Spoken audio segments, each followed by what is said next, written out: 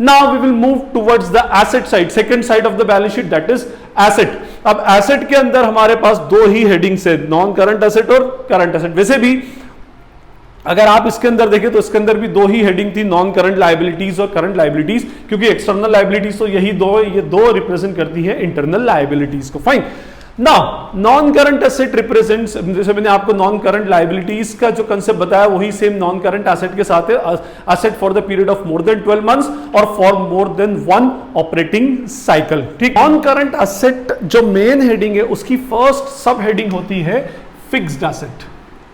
Okay, अब इस fixed assets के अंदर हमारे सबसे पहले आती है ए पॉइंट, टेंजिबल एसेट्स।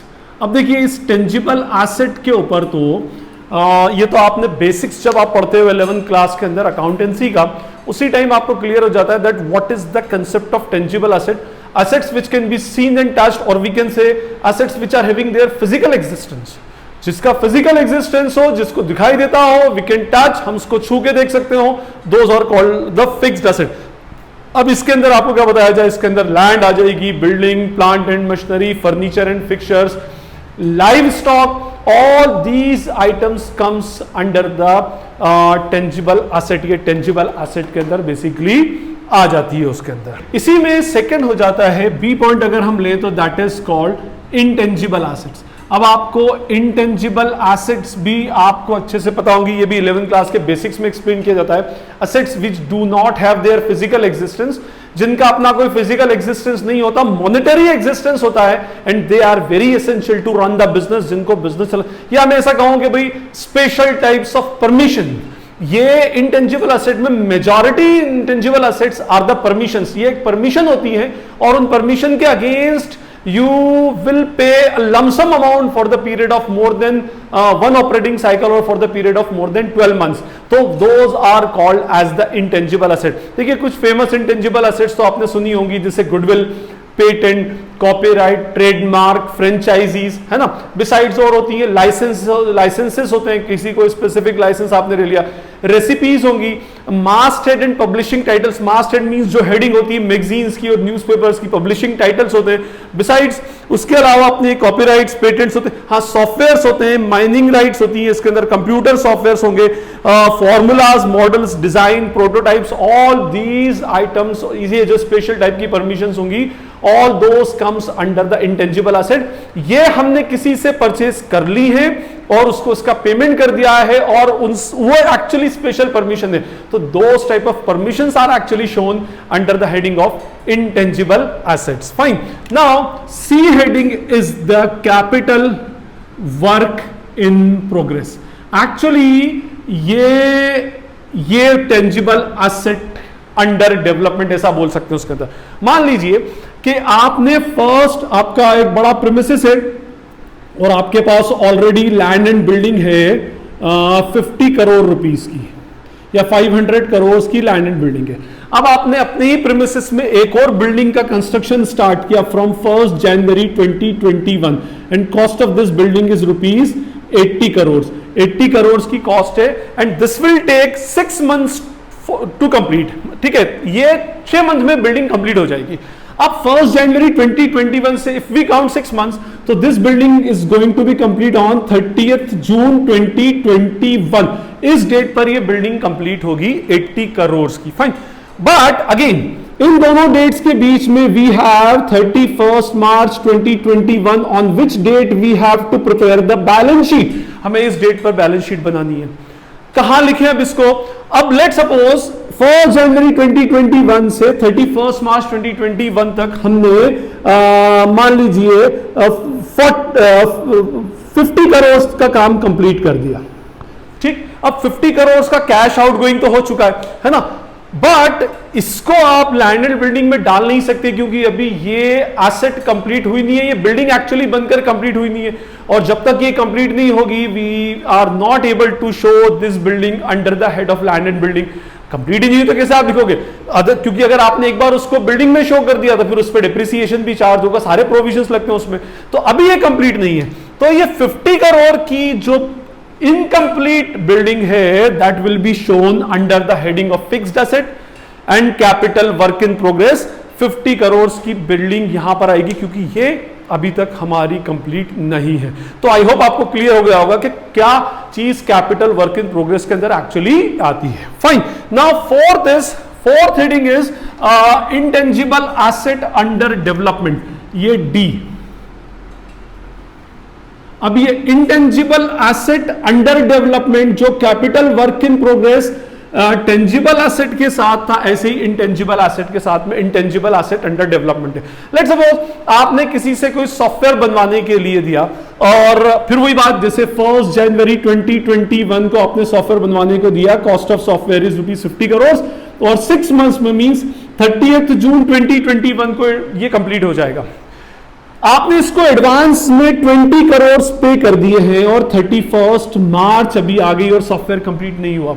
अब आप इसको कहां शो करोगे? सॉफ्टवेयर में शो कर नहीं सकते, क्योंकि सॉफ्टवेयर में तब शो होगा जब एक्चुअली ये पूरा काम कंप्लीट होगा and you will receive the software, ठीक। बट अभी ये सॉफ्टवेयर इनकम्प्लीट है, तो इसको इनकम्प्लीट वर्ड यूज ना करते हुए, work in progress word use करते हुए अंडर डेवलपमेंट बोलते हैं। मींस ये कॉन्ट्रैक्ट अभी चल रहा है which is going to be complete in the near future. तो 31 मार्च को ये 20 करोड़ रुपीस का जो सॉफ्टवेयर का, आधे अधूरे सॉफ्टवेयर का जो अमाउंट है, that will be shown under the non current, main heading non current asset, subheading fixed asset and subheading intangible assets under development. तो ये थी हमारी main heading non current asset की, first subheading की subheadings, 4 subheadings. Fine, now come to the second subheading of the non current asset, that is non current investment. Non current investment में वो सारे investments आ जाते हैं, जो भी आप इन्वेस्टमेंट्स की बात करो, शेयर, डिबेंचर, बॉन्ड्स, जो यूजुअली रीसेल पर्पस के लिए ना होते हुए रिटेंशन पर्पस के लिए होते हैं, जस्ट टू रिटेन देम।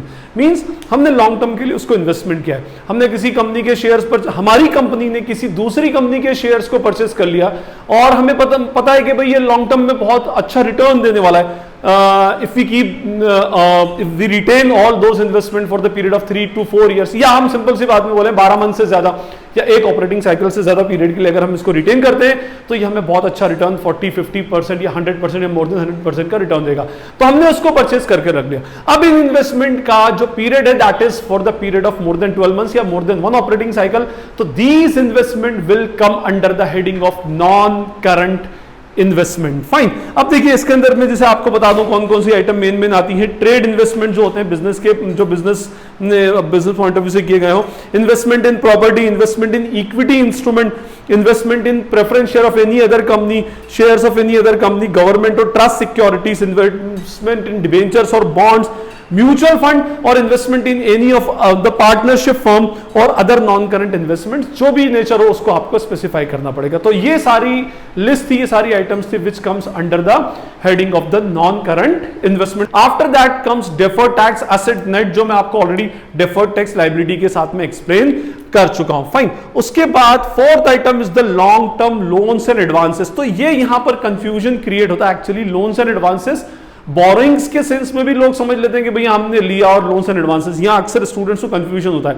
तो ये है दीज आर द बोरिंग्स, ये बोरिंग्स है। बोरिंग्स का मीनिंग होता है lending out of the money, आप किसी को मनी दे रहे हैं, और ये लोन्स एंड एडवांसेस है, हमने किसी को लोन्स दिए या हमने किसी को एडवांसेस में कोई मनी पे किया, that comes under the loans and advances. अपना एक कंसेप्ट क्लियर कर लीजिएगा, that boring is the part of liabilities and loans and advances is the part of assets. ठीक है, तो ये बेसिक आप डिफरेंसेस के अंदर ध्यान रख करके चले उसमें। फाइन, तो अब इसके अंदर long term loans and advances में बेसिकली क्या क्या आइटम्स आती हैं, हम उस पर डिस्कस करते हैं। Long term loans and advances में याद रखिएगा, ये वो लोन्स एंड एडवांसेस है जो हमने दिए, because we are talking about the asset side of the balance sheet. And long term, again देखिए बार बार लॉन्ग टर्म आ गया तो मीन्स इसी से बात से समझ जाइए कि भाई ये या तो 12 मंथ से ज्यादा पीरियड का होगा, या फिर it is more than the period of 1 operating cycle, एक ऑपरेटिंग साइकिल से ज्यादा पीरियड का एक्चुअली ये होगा। अब इसके अंदर क्या क्या आ जाता है, सबसे पहले तो इसके अंदर कैपिटल एडवांसेस। कैपिटल एडवांसेस का मीनिंग होता है आपने कोई एडवांस किसी को दिया और इन रिटर्न आपको इन फ्यूचर 12 मंथ के बाद में वो कैश के फॉर्म में ना मिलते हुए किसी एसेट के फॉर्म में मिलेगा, या आपने किसी एसेट के अगेंस्ट को एडवांस दे दिया और उसके बदले में आपको कोई एसेट रिसीव होने वाली है after the period of more than 12 months, तो that is called capital advances. Besides, कोई सिक्योरिटी डिपॉजिट आपने कहीं पर की है, just for any type of godown, land या कुछ उसमें सिक्योरिटी डिपॉजिट दी है, जो आपको वो एसेट देने के बाद में वो पैसा आपको इन रिटर्न मिल जाएगा after the period of 3 years, 4 years, 5 years, 10 years. तो that is called security deposit. Nature उसका मोर देन 12 months या मोर देन 1 ऑपरेटिंग साइकिल का है, तो it will come under the long sum loans and advances. After that comes other non current asset. अब इसके अंदर other non current asset के अंदर वैसे तो वही बोलूंगा उसके अंदर के भाई जो दूसरे के अंदर नहीं आएगी वो सब इसमें आ जाती है. फिर भी हम डिस्कस करेंगे what basic items comes under the non current asset. हमारी नॉन करंट एसेट की लास्ट हेडिंग है अदर नॉन करंट एसेट. तो यहां तो सिंपल सा एक फंडा है कि जो किसी दूसरी हेडिंग में नहीं आती तो हम उसको कहां डाल देते हैं, अदर नॉन करंट एसेट के अंदर डाल देते हैं. इसके अंदर बेसिकली आ जाएगा लॉन्ग टर्म ट्रेड रिसीवेबल्स. देखिए trade receivables are basically the current assets. Current asset में मेन हेडिंग करंट एसेट में सेकंड थर्ड सब हेडिंग होती है ट्रेड रिसीवेबल्स नाम की. उसके अंदर आते हैं all debtors and BR. But अगर कोई डेटर से बीआर जिसका पीरियड मोर देन 12 months या मोर देन 1 ऑपरेटिंग साइकिल हो, जिससे आपको पेमेंट एक ऑपरेटिंग साइकिल के बाद मिलेगा या 12 months के बाद मिलेगा, तो हम उसको मेन हेडिंग के साथ साथ उसकी सब हेडिंग भी चेंज कर देंगे. मींस वो नॉन करंट एसेट में आ जाएगा but under the heading of other non current assets. Beside और कोई दूसरी हो उसके अंदर, हाँ इसके अंदर आती है सारी यूजुअली फिक्टिशियस एसेट.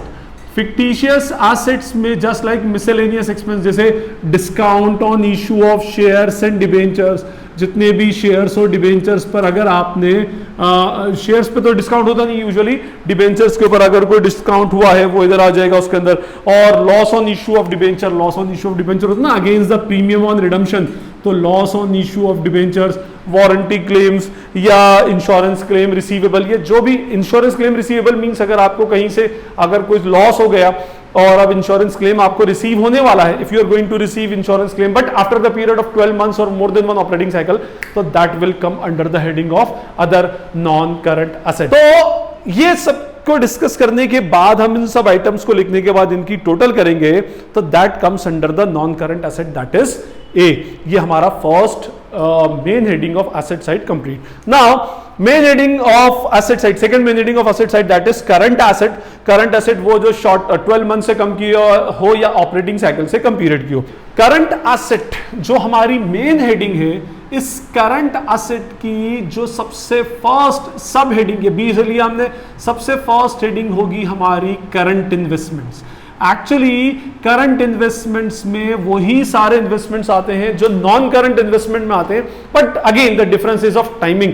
अगर timing more than 1 operating cycle है, मोर देन 12 months है, तो वो नॉन करंट एसेट में जाएगा, और अगर लेस देन 1 year और लेस देन 1 ऑपरेटिंग साइकिल है तो it will come under the current asset. इसकी हेडिंग के अंदर बेसिकली आएगा.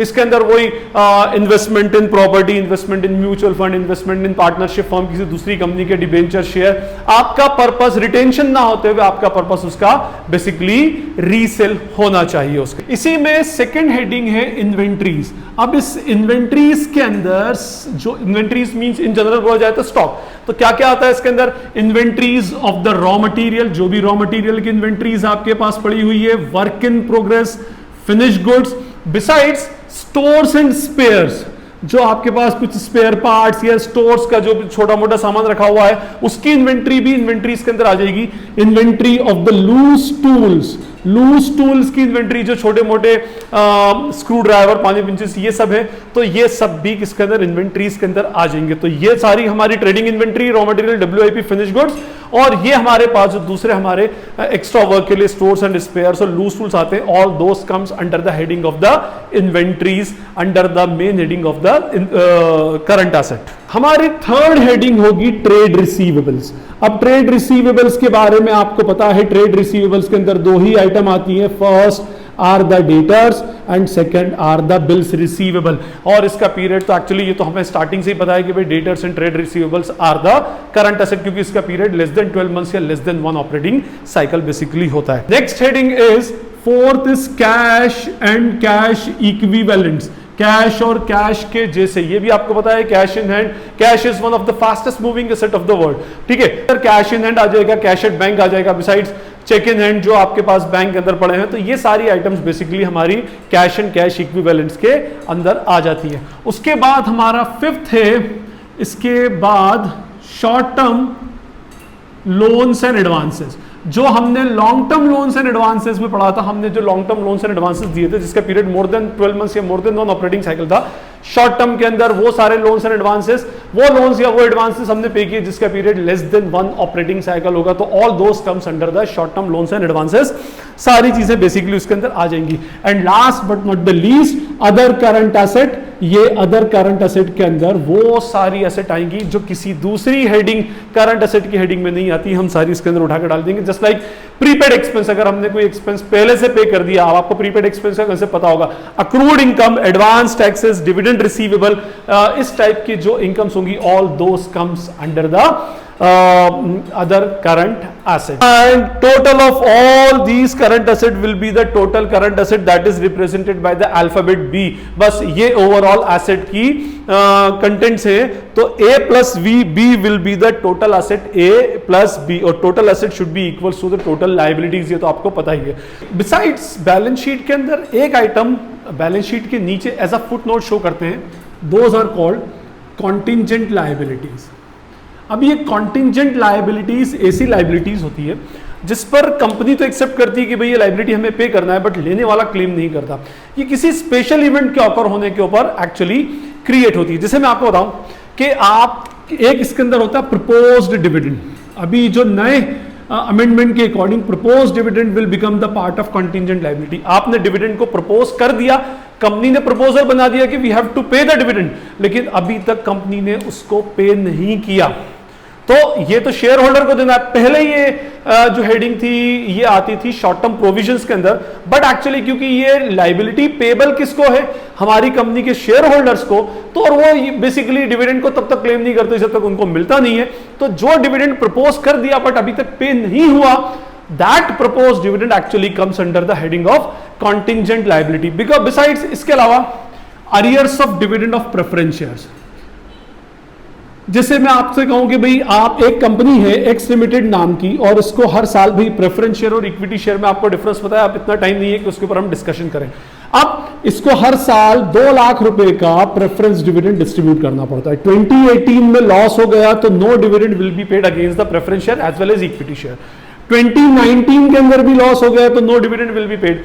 इसमें एक होता है क्यूमुलेटिव प्रेफरेंस शेयर। क्यूमुलेटिव का मतलब होता है 2020 में अगर प्रॉफिट होगा तो 2018, 2019, 2020 3 साल का डिविडेंड आपको एक साथ प्रेफरेंस शेयर के ऊपर पे करना पड़ेगा। ठीक, अब ये 2 साल का 2 लाख इंटू 2 4 लाख रुपीस का प्रेफरेंस डिविडेंड अरियर हो चुका है, which is to be paid to the preference share holders, लेकिन प्रेफरेंस शेयर उस पर क्लेम नहीं कर सकते।